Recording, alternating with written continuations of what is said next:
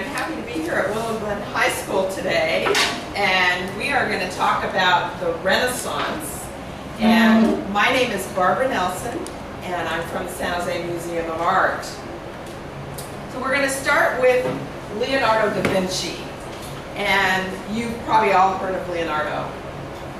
And other than the Ninja Turtle, he's been known for a lot of things, but what do we mean by the word innovator? He's known as the innovator.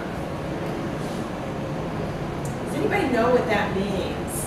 Now, you live here in Silicon Valley, which is full of innovation, and innovation is when people come up with new and interesting ways to do things. It's a bit of invention, but it's not always just invention, pure invention. It's looking at the world and seeing how things might be done differently or better. And many of your parents may work at very innovative companies. And Leonardo was a scientist and a painter and a sculptor, and he brought all of these things into his works. So this is one of his paintings, and he only finished 12 paintings. He's so well known, that is very surprising to me. But this is one of his paintings. I want you to take a look at it and tell me what's going on. Who can tell me what's actually going on in this painting? Yes, Lois. They are eating like supper, dinner, something. So they're eating dinner. So what do you see that makes you say that? There's plates and wine glasses and looks like food on the table. Okay, that's good. So any ideas about what else is going on? It looks like there's a lot of chit-chat going on too, a lot of talk. So a lot of talk, a lot of conversations maybe, okay. What else? Yes. There are a lot of, so yeah, I was going to say a lot of discussions. There are groups of people having side conversations, and a lot of gestures. Yes. So when we look at this painting, the artist has done some things to bring our eye to a certain part of the painting. And where are our eyes drawn? If you close your eyes for a moment and then open them, where do you immediately go? Yes. The middle of the painting, right here in the middle. And who can tell me some of the things the artist has done to bring us there? What do you see? Yes. Well, there's some lines and there's a window behind him. Yeah, he just seems a little bit separate. It's right in the middle. He's kind of framed by that, and these lines drawing in. And remember, we've learned about something called vanishing point and perspective, so that our eye is drawn with some depth. And a way to look at that perspective and what those lines look like is you can see the grid right here, and it brings us to that vanishing point. Now, one thing that you can do on any picture, if you see a picture in a book, get a piece of tracing paper, get your ruler, and see if you can discover perspective in some of the things that you're starting to look at. Now, I want to go back for a moment to this, to talk a little bit about the type of painting it is. It's a fresco. A fresco is where the artist paints on top of freshly laid plaster. But Leonardo was experimenting. Again, he was a scientist, and he was experimenting, and what he ended up doing, he did it on dry plaster, and it started to deteriorate. The wet plaster creates a process where it bonds with the paint. You mentioned the gestures. He studied hands. Again, this gets into the scientific part of Leonardo, and he had a process for things. So he studied hands, and he was able to draw them with a lot of reality.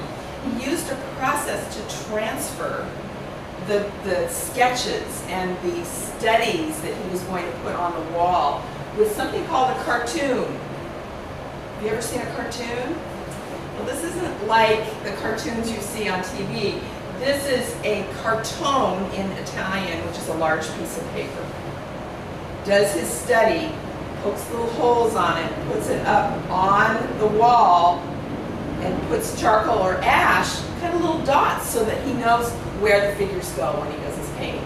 And one of the reasons you need to do this with a fresco is you have to paint very quickly. How long do you think it might have taken to do a section on a fresco like the Last Supper? How long would it take him to do that? How big a section? Oh, let's say as big as one of these pieces of paper. How long does he have from the time the plaster is put on until he finishes? Couple hours. It's only a couple of hours. And so they need a very quick way to transfer.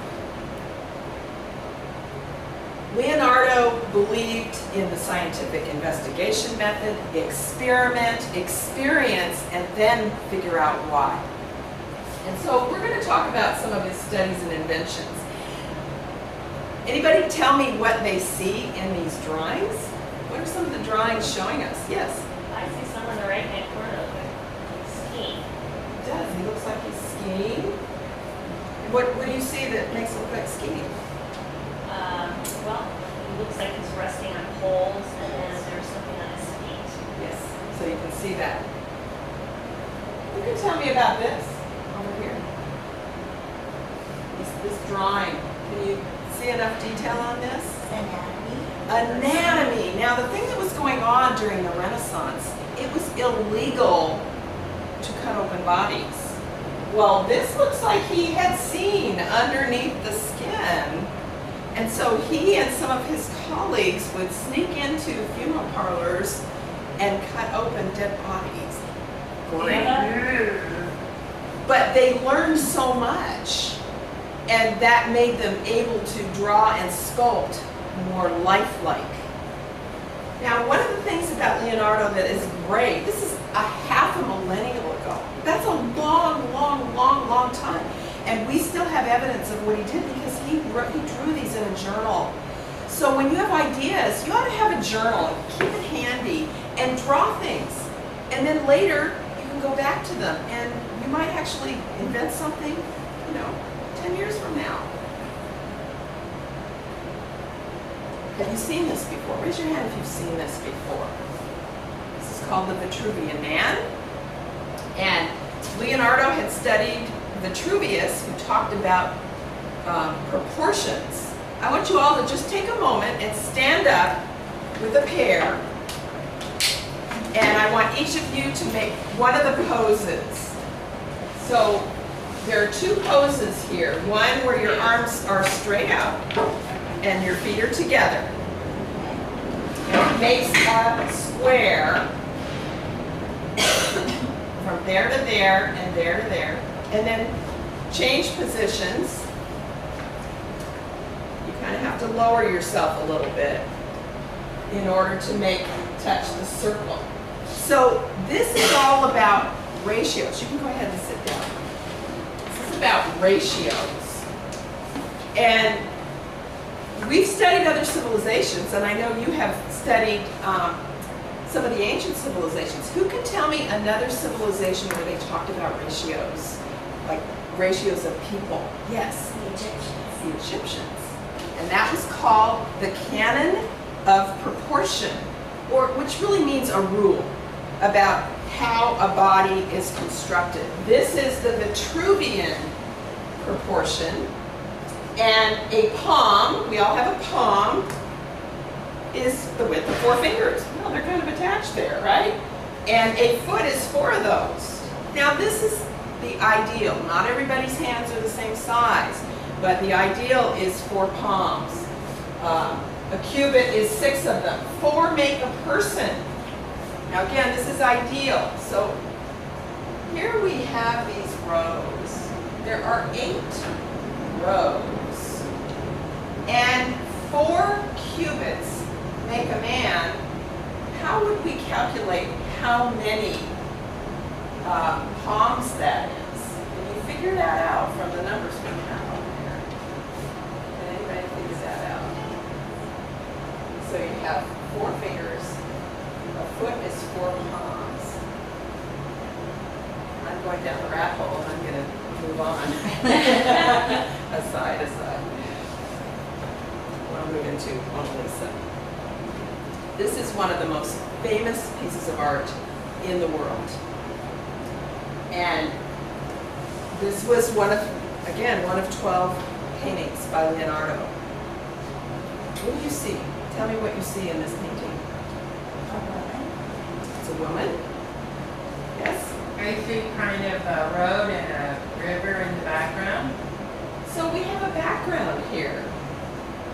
Is he using perspective here to draw our eye, a kind of perspective to draw our eye back?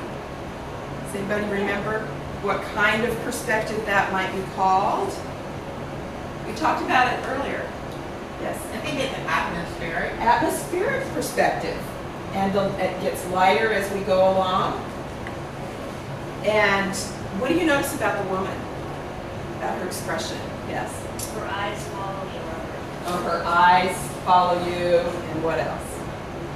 She's got a little smirk. So, her smile, she's known for her smile, the Mona Lisa smile.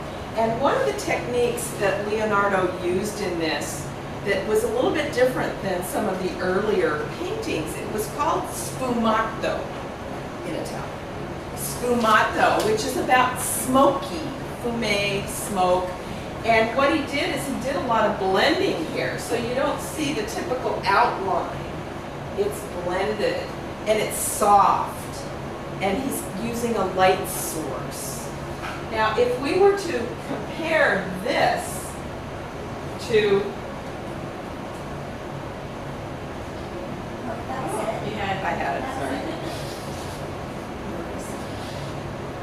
it. to Botticelli.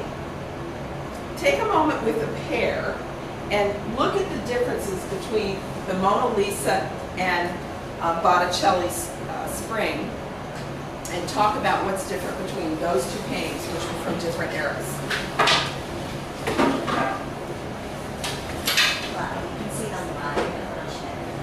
yeah, and the shading is completely different. Right. And Light source. the light's just right on the right. They can't tell where it's from. Okay, we've had 1 minute to talk, so now let's get your feedback. Yes. You go ahead.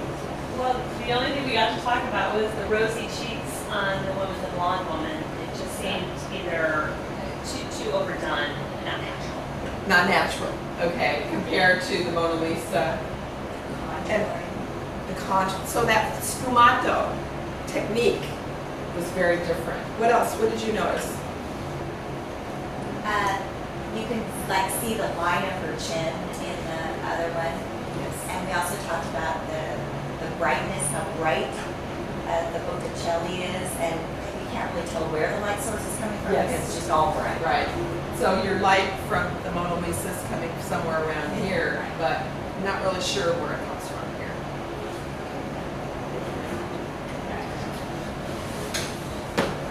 Okay. Yes. A lot of information in that. Okay. Good job. And it is only 13 minutes. Oh, you're kidding. Okay, so I was 13 and a half. No, that was